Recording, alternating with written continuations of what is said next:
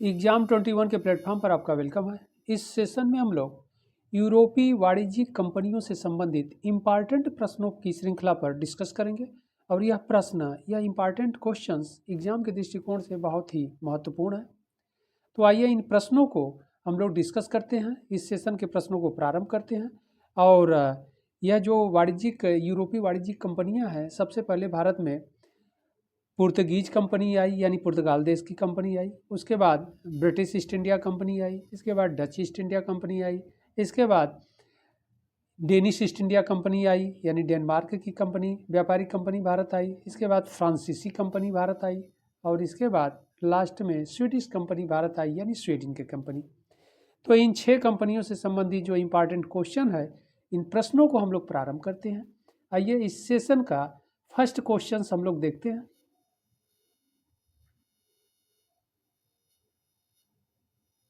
इस सेशन का first question है, भारत आने वाला प्रथम यूरोपीय व्यापारी किस देश के थे? बहुत इंपॉर्टेंट क्वेश्चन है। Option A Portugal, option B England, option C Holland and option D France. इसका सही आंसर होगा ए पुर्तगाल देश के। यानी भारत आने वाला प्रथम यूरोपीय व्यापारी किस देश का था? तो पुर्तगाल देश का था। ओके, इसके बाद इंग्लैंड के आएंगे, डच हॉलैंड के थे तब आएंगे, इसके बाद फ्रांसीसी आएंगे। ओके,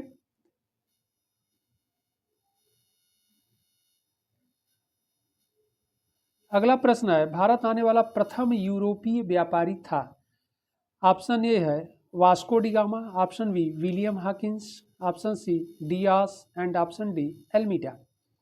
इसका सही आंसर होगा ए वास्को डी गामा। प्रश्न कह रहा है, बहुत इंपॉर्टेंट क्वेश्चन है, इसको फिर से आप लोग देख लीजिए। भारत आने वाला प्रथम यूरोपीय व्यापारी, तो भारत आने वाला प्रथम यूरोपीय व्यापारी जो है वास्को डी गामा था और यह पुर्तगाल देश का था। ओके, ऑप्शन बी कह रहा है विलियम हॉकिंस। विलियम हॉकिंस जो है इंग्लैंड का था यानी ब्रिटेन का था और यह 1608 ईस्वी में आया था।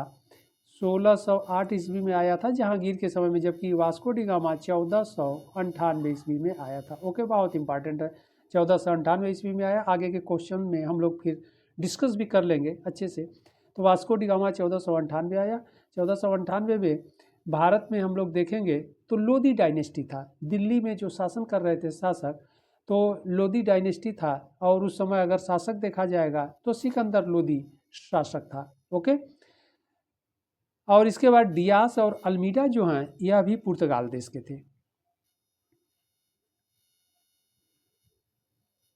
आगे बढ़ते हम लोग, अगला प्रश्न है, वास्को डी गामा 1498 में भारत आया। तो अभी हम लोग ऊपर के क्वेश्चन में प्रश्न में डिस्कस किए हैं, वास्को डी गामा 1498 में भारत आया तो कहाँ पर आया? ऑप्शन ए कह रहा है Calicut, option B Hooghly, option C Calcutta and option D Madras. इसका सही आंसर होगा कालीकट। और कालीकट कहाँ पड़ता है? दक्षिण भारत में, ध्यान रखना है। कालीकट दक्षिण भारत में केरल तट पर पड़ता है। और इस तरह आपसे एग्जाम में पूछ भी देता है कि जो पश्चिमी तट है इसे मालाबार तट कहते हैं, इसे मालाबार तट कहते हैं, और पूर्वी तट को कोरोमंडल तट कहते हैं। तो वास्को डी गामा 1498 में आया पश्चिमी तट पर कालीकट, कालीकट से तात्पर्य है मालाबार तट पर। ओके, और हुगली पूर्वी तट पर है यानी बंगाल में, कलकत्ता भी बंगाल में है, मद्रास भी पूर्वी तट में है लेकिन तमिलनाडु राज्य में है, यानी दक्षिण भारत में या तमिलनाडु राज्य में। ओके, अगला प्रश्न है, पुर्तगाली यात्री वास्को डी गामा 1498 में भारत आया तो किस राजा ने उसका वेलकम किया यानी स्वागत किया? इंपॉर्टेंट क्वेश्चन है, एग्जाम में कई बार पूछा गया। Option A Zamorin, option B Rama Raya, option C Krishnadeva Raya and option D Harihara. Okay, इसका सही आंसर ए होगा जमोरिन। वहाँ का जो स्थानीय राजा था जमोरिन था, सरदार जमोरिन थे, और उन्होंने वास्को डी गामा का वेलकम किया यानी स्वागत किया।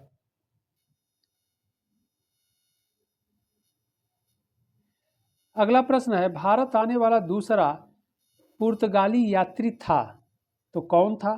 फर्स्ट तो वास्को डी गामा था, हम लोगों ने देख लिया। दूसरा कौन था? तो ऑप्शन ए कह रहा है Pedro Alvares Cabral, option B Vasco da Gama, option C Dias and option D Almeida. इसका सही आंसर होगा ए पेट्रो अल्वरेज कैब्रल। तो पेट्रो अल्वरेज कैब्रल जो है यह 1500 ध्यान रखिएगा 1500 ईस्वी में भारत आया था। इस प्रकार यह दूसरा पुर्तगाली यात्री था, पुर्तगाल देश का यह दूसरा व्यापारी यात्री था। ओके, बहुत इंपॉर्टेंट क्वेश्चन है।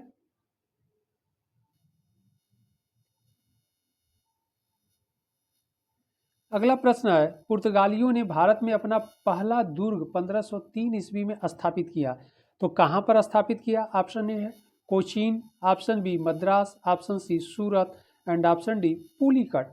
इसका सही आंसर ए होगा कोचीन में। और कोचीन में कब? 1503 ईस्वी में। कोचीन में 1503 ईस्वी में पुर्तगालियों ने अपना फर्स्ट दुर्ग यानी पहला किला स्थापित किया था। बहुत इंपॉर्टेंट है।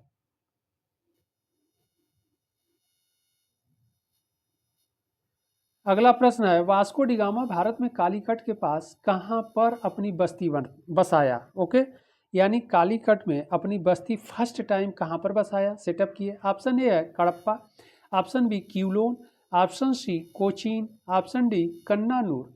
इसका सही आंसर होगा ए कडप्पा में।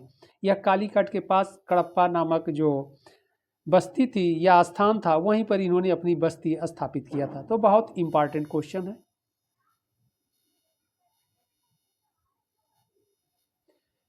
अगला प्रश्न है, वास्को डिगामा को भारत आने में सहायता किसने की? बहुत इंपॉर्टेंट क्वेश्चन है। वास्को डिगामा को भारत आने में सहायता किसने की? Option A Abdul Majid, option B Abdul Ali, option C Sujauddin and option D Majid Ali. इसका सही आंसर होगा ए अब्दुल माजिद। अब्दुल माजिद जो गुजराती थे, इन्होंने ही वास्को डिगामा को भारत तक पहुंचाए, यानी उनके वास्को डिगामा को भारत आने में इन्होंने समुद्री मार्ग में सहायता किया, यानी भारत तक के रास्ते को उन्होंने आसान कर दिया।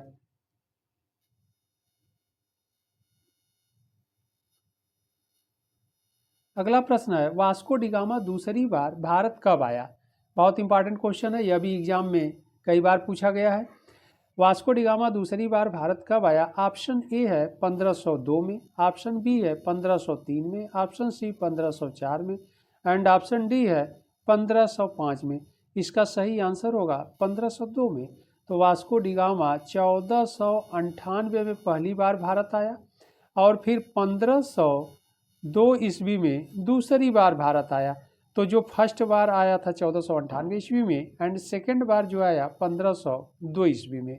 और 1500 में दूसरा यात्री जो आया था पेट्रो अल्वारेज कैब्रल, हम लोगों ने ऊपर के प्रश्नों में यानी क्वेश्चंस में देखा। अगला प्रश्न है, अल्मीडा भारतीय क्षेत्रों में पुर्तगाली गवर्नर कब बना?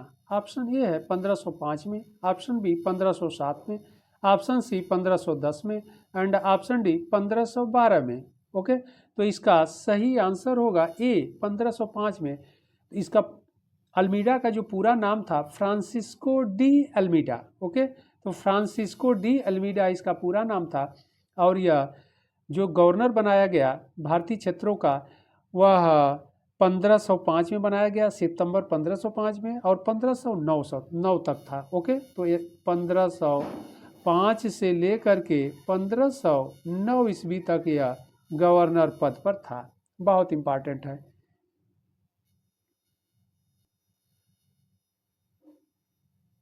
अगला प्रश्न है, वास्को डिगामा की मृत्यु कहाँ हुई? ऑप्शन ए है Cochin, option B Kadapa, option C Calicut, option D Cannanore. इसका सही आंसर होगा ए कोचीन में। तो वास्को डिगामा की मृत्यु कोचीन में हुई थी और वास्को डिगामा भारत तीसरी बार यानी थर्ड बार 1524 ईस्वी में भारत आया और 1524 ईस्वी में भारत आया, लेकिन दिसंबर मंथ में ही वह बीमार पड़ गया और भारत में ही कोचीन में उसकी मृत्यु हो गई और इसे इसी स्थान पर दफना भी दिया गया। ओके, यानी सेंट थॉमस गिरजाघर में उसे दफना भी दिया गया। तो इस प्रकार यह बहुत इंपॉर्टेंट है। वास्को डिगामा की मृत्यु कहाँ हुई? कोचीन में हुई। जो कोचीन स्थल है वर्तमान में कहाँ पड़ता है? वह केरल में पड़ता है। ओके, केरल में यह पड़ता है। बहुत इंपॉर्टेंट है।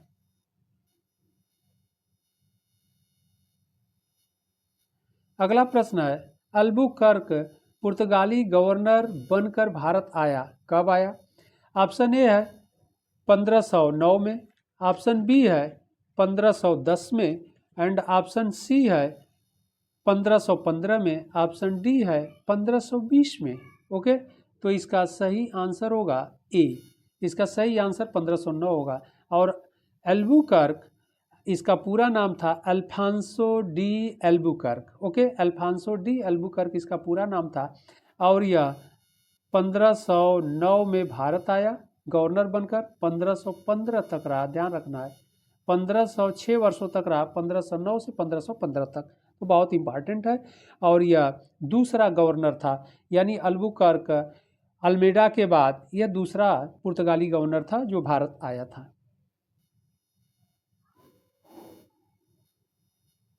अगला प्रश्न है, पुर्तगालियों ने गोवा पर कब अधिकार किया? बहुत इंपॉर्टेंट क्वेश्चन है। ऑप्शन ए है 1510 में, ऑप्शन बी 1511 में, ऑप्शन सी 1512 में, ऑप्शन डी 1514 में। इसका सही आंसर होगा ए, 1510 में पुर्तगालियों ने गोवा पर अधिकार कर लिया। बहुत इंपॉर्टेंट क्वेश्चन है, कई बार एग्जाम में पूछे गए हैं।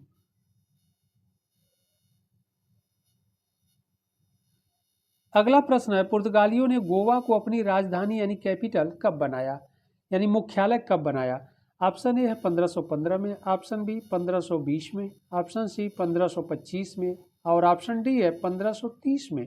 इसका सही आंसर होगा डी, 1530 ईस्वी में। ओके, और यहाँ पर ध्यान रखना है कि 1530 ऐसे भी अगर आप याद करना चाहते हैं तो याद कर लीजिए। 1530 में जो भारत में जो शासक था मुगल बादशाह बाबर था। ओके, और मुगल बादशाह बाबर था और बाबर की मृत्यु भी 30 में हुई है।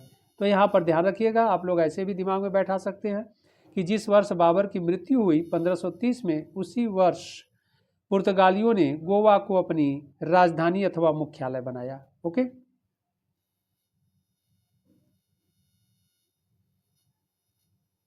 अगला प्रश्न है, पुर्तगालियों ने हुगली पर कब अधिकार किया?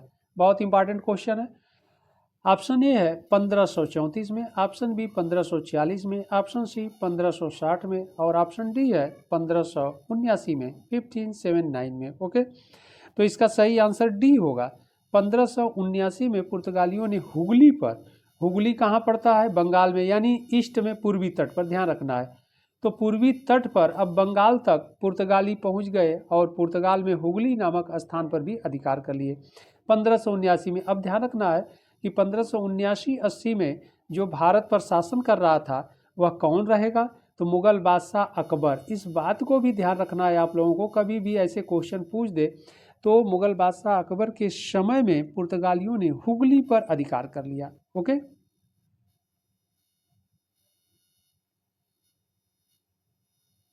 अगला प्रश्न है, पुर्तगाली मिशनरी अकबर के दरबार में कब गए?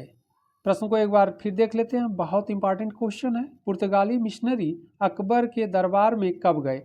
ऑप्शन ए है 1580, option B 1582, option C 1583, option D है 1584 में। इसका सही आंसर ए होगा। 1580 में पुर्तगालियों का पहला मिशन जो है, ईसाई मिशनरियाँ, वह अकबर के दरबार में गई या अकबर के दरबार में विजिट की या अकबर से मिले। ओके, बहुत इंपॉर्टेंट क्वेश्चन है।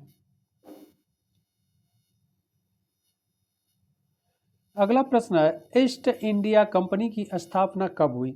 ऑप्शन ए है दिसंबर 1600 ईस्वी में, ऑप्शन बी जुलाई 1600 में, ऑप्शन सी अगस्त 1600 में, ऑप्शन डी सितंबर 1600 में। इसका सही आंसर होगा ए, दिसंबर 1600 में। ईस्ट इंडिया कंपनी की स्थापना दिसंबर 1600 में हुई और उस समय ब्रिटेन की जो महारानी थी एलिजाबेथ थी, एलिजाबेथ फर्स्ट थी, ध्यान रखना है। और भारत में जो मुगल बादशाह थे अकबर, यानी अकबर के समय में ईस्ट इंडिया कंपनी की स्थापना हुई दिसंबर 1600 ईस्वी में। तो आपसे 3 क्वेश्चन तैयार हो गए। ईस्ट इंडिया कंपनी की स्थापना दिसंबर 1600 में हुई, उस समय ब्रिटेन की जो महारानी थी एलिजाबेथ फर्स्ट थी और भारत के जो बादशाह थे मुगल बादशाह अकबर थे। ओके,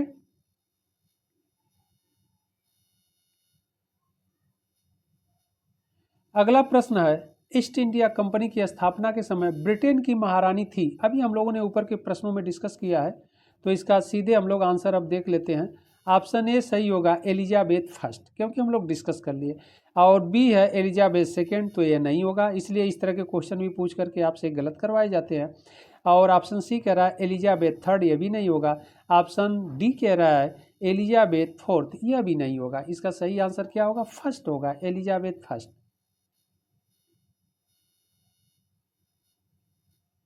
अगला प्रश्न है ईस्ट इंडिया कंपनी की स्थापना के समय भारत का बादशाह था। इस प्रश्न पर भी हम लोग डिस्कस कर लिए हैं। ऑप्शन ए है Akbar, option B Jahangir, option C Shahjahan and option D Aurangzeb. इसका सही आंसर होगा ए अकबर, मुगल बादशाह अकबर। ईस्ट इंडिया कंपनी की स्थापना ऊपर के प्रश्नों में हम लोगों ने देखा था दिसंबर 1600 ईस्वी में, यानी 1600 ईस्वी में। उस समय मुगल बादशाह कौन रहेगा? अकबर रहेगा।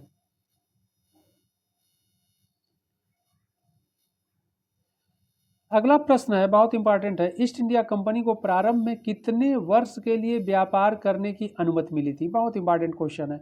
ऑप्शन ए है 10 वर्ष, ऑप्शन बी 15 वर्ष, ऑप्शन सी 20 वर्ष एंड ऑप्शन डी जो है 25 वर्ष। ओके, बहुत इंपॉर्टेंट क्वेश्चन है, 25 वर्ष। तो इसका सही आंसर होगा बी 15 वर्ष। ईस्ट इंडिया कंपनी को ईस्ट के देशों के साथ 15 वर्ष के लिए फरमान मिला था। ओके, व्यापार करने के लिए। आगे चल करके समय समय पर यह बढ़ाया जाएगा, लेकिन प्रारंभ में प्रारंभिक जो काल था, समय था, वह 15 वर्षों के लिए था। ओके, अगला प्रश्न है, इंग्लैंड के राजा जेम्स प्रथम का राजदूत विलियम हॉकिंस भारत कब आया? बहुत इंपॉर्टेंट क्वेश्चन है, कई बार एग्जाम में पूछा गया है, आगे भी प्रश्न एग्जाम में जरूर पूछे जाएंगे। ऑप्शन ए है 1608 में, ऑप्शन बी 1610 में, ऑप्शन सी 1612 में एंड ऑप्शन डी 1614 में। इसका सही आंसर होगा ए 1608 में। और किसके समय में? मुगल बादशाह जहांगीर। उस समय ध्यान रखना है कि मुगल बादशाह जहांगीर क्या रहेगा? शासक रहेगा। ओके,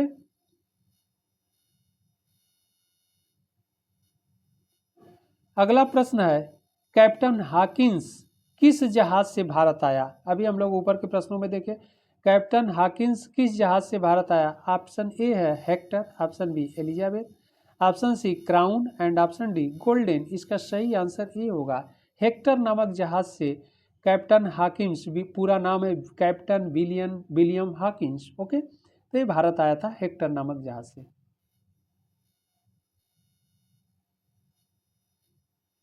अगला प्रश्न है, मुगल बादशाह जहांगीर ने किसे 400 का यानी 400 का मनसब प्रदान किया? तो यह बहुत इंपॉर्टेंट है, किसे मनसब प्रदान किया?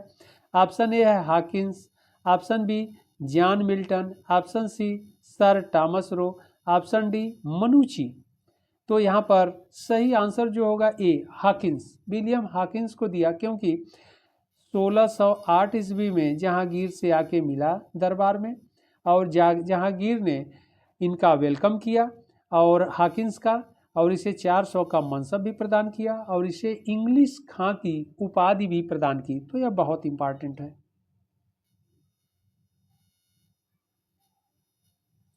अगला प्रश्न है, डच ईस्ट इंडिया कंपनी किस देश की थी? ऑप्शन ए है Holland, option B Italy, option C France and option D Portugal. इसका सही आंसर होगा ए हॉलैंड की कंपनी थी। Okay, Dutch East India Company Holland की थी।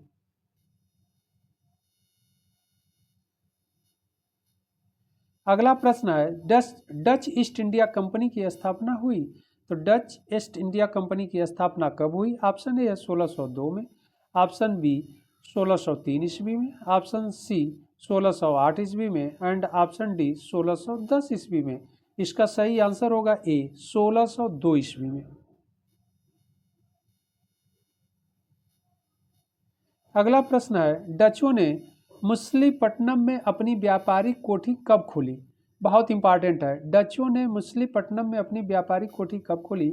ऑप्शन ए है 1605 में, ऑप्शन बी 1610 में, ऑप्शन सी 1615 में, ऑप्शन डी 1616 में। इसका सही आंसर होगा ए।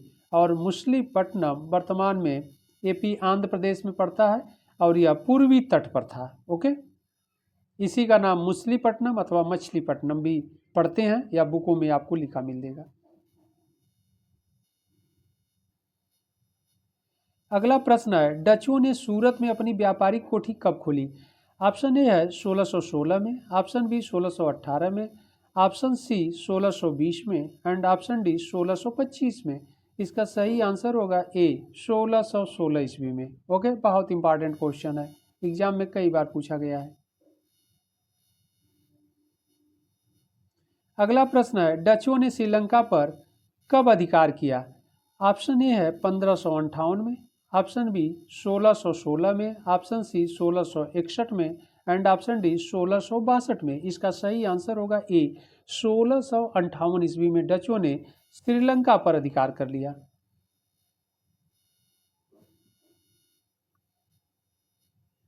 अगला प्रश्न है, वेदरा के युद्ध में, और वेदरा का युद्ध कब हुआ? 1559 में हुआ, यानी 1759 में हुआ। वेदरा के युद्ध में डचों को किसने पराजित किया? वेदरा, प्रश्न बहुत इंपॉर्टेंट है, लाजवाब क्वेश्चन है, आपसे बार बार एग्जाम में पूछा जाता है। वेदरा के युद्ध में डचों को किसने पराजित किया? ऑप्शन ए है अंग्रेजों में ने, यहाँ पर मिस प्रिंट हो गया है, अंग्रेजों ने पराजित किया। ऑप्शन बी फ्रांसीसियों ने, ऑप्शन सी डेनिश ने, और ऑप्शन डी है कोई नहीं। तो यहाँ पर ध्यान रखना है, बेदरा के युद्ध में डचों को किसने पराजित किया? अंग्रेजों ने। सही आंसर ए होगा, अंग्रेजों ने पराजित किया। तो आप ऐसे भी कह सकते हैं, बेदरा का युद्ध अंग्रेजों और डचों के बीच हुआ था। बहुत इंपॉर्टेंट क्वेश्चन है, अंग्रेजों और डचों के बीच हुआ था। ओके,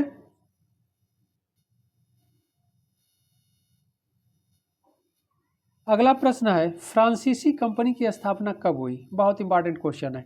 ऑप्शन ए है 1664 में, ऑप्शन बी 1665 में, ऑप्शन सी 1666 में एंड ऑप्शन डी 1668 में। इसका सही आंसर ये होगा 1664 में फ्रांसीसी कंपनी की स्थापना हुई थी। और 1664 में यह भी ध्यान रखना है कि भारत में शासक कौन था? तो मुगल बादशाह औरंगजेब था। ओके, औरंगजेब थे, मुगल बादशाह औरंगजेब थे। तो मुगल बादशाह औरंगजेब के समय में फ्रांसीसी ईस्ट इंडिया कंपनी की स्थापना 1664 ईस्वी में हुई। ओके, अगला प्रश्न है, फ्रांसीसी कंपनी की स्थापना के समय फ्रांस का राजा था, फ्रांस का कौन राजा था? ऑप्शन ए है लुई 10वां, ऑप्शन बी लुई 12वां, ऑप्शन सी लुई 13वां, ऑप्शन डी लुई 14वां। इसका सही आंसर होगा डी लुई 14वां था। फ्रांसीसी कंपनी की स्थापना के समय फ्रांस का जो राजा था लुई 14वां था, और उसके मंत्री कोलवर्ट के प्रयासों से इस फ्रांसीसी कंपनी की स्थापना हुई थी।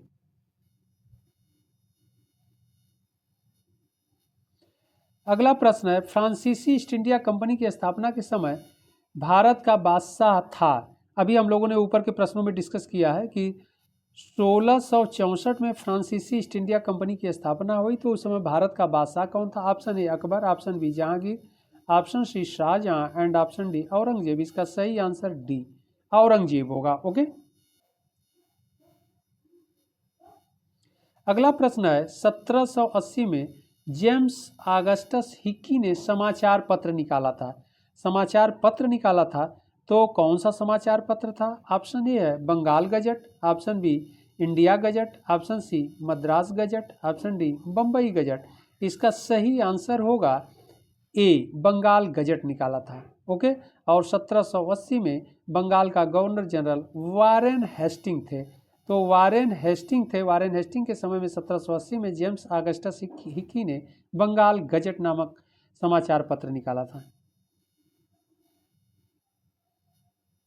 अगला प्रश्न है, वारेन हेस्टिंग्स बंगाल का गवर्नर जनरल कब बना? ऑप्शन ए है 1773, option B 1775, option C 1777 and option D 1780। इसका सही आंसर होगा ए 1773। तो 1773 में रेगुलेटिंग एक्ट आया, और रेगुलेटिंग एक्ट के तहत या द्वारा वारेन हेस्टिंग जो बंगाल का गवर्नर था, उसे बंगाल का गवर्नर जनरल बना दिया गया। ओके, अगला प्रश्न है, बक्सर के युद्ध के समय बंगाल का नवाब कौन था? बहुत इंपॉर्टेंट क्वेश्चन है। ऑप्शन ए है Mir Jafar, option B Mir Qasim, option C Sirajuddaula, option D Nizamuddaula. इसका सही आंसर तो ए होगा मीर जाफर, क्योंकि मीर कासिम जो है 1760 से लेकर के 1763 तक था। ओके, तो मीर कासिम के बाद मीर जाफर गद्दी पर बैठा 1763 में, और इस प्रकार बक्सर का युद्ध जो हुआ था 1764 में हुआ था। तो बक्सर के युद्ध के समय, बक्सर के युद्ध में मीर कासिम भी इंक्लूड था, मुगल बादशाह शाह आलम द्वितीय भी थे और अवध के नवाब भी थे। इस प्रकार बक्सर के युद्ध के समय जो बंगाल के नवाब थे वह मीर जाफर थे। बहुत इंपॉर्टेंट क्वेश्चन है, ये क्वेश्चन पूछा जाता है आपसे बार बार और आप लोग गलत कर देते हैं। अगला प्रश्न है, क्लाइव के इंग्लैंड वापस जाने के बाद अस्थायी रूप से किसको गवर्नर बनाया गया? बहुत इंपॉर्टेंट क्वेश्चन है, बार बार पूछा जाता है एग्जाम में। ऑप्शन ए है Holwell, option B Vansittart, option C Verelst, option D Cartier. तो यहाँ पर ध्यान रखना है कि लॉर्ड क्लाइव जो है बंगाल का गवर्नर बना तो प्लासी के युद्ध के पश्चात, यानी आप ऐसे कह सकते हैं कि प्लासी का युद्ध 1757 को हुआ था। तो 1757 से 1760 तक जो लॉर्ड क्लाइव थे बंगाल के गवर्नर थे। ओके, और इनके जाने के बाद हालवेल गवर्नर बना, लेकिन यह अस्थायी था। यह मात्र आप ऐसे कह सकते हैं कि लगभग 7 महीने तक था, अस्थायी गवर्नर था। लेकिन यहाँ प्रश्न पूछ रहा है अस्थायी रूप से, तो अस्थायी रूप से फिर वेंसीटार्ट को बनाया गया। और जो ऑप्शन बी है तो वेंसीटार्ट को बनाया गया, यह 1760 से 65 तक था, तो अस्थायी रूप से। ओके, इसीलिए क्वेश्चन के अकॉर्डिंग इसका सही आंसर होगा बी। प्रश्न कह रहा है लॉर्ड क्लाइव के इंग्लैंड वापस जाने के बाद अस्थायी रूप से गवर्नर बनाया गया, तो वेंसीटार्ट को बनाया गया। तो यह सारे इंपॉर्टेंट क्वेश्चंस इस सेशन के थे। आप लोग इन प्रश्नों को बहुत अच्छे से देखिएगा, एकदम निःशुल्क आपको क्वेश्चन दिया जा रहा है। और फिर हम लोग इंपॉर्टेंट प्रश्नों की श्रृंखला के साथ मिलते हैं अगले सेशन में। तब तक के लिए धन्यवाद।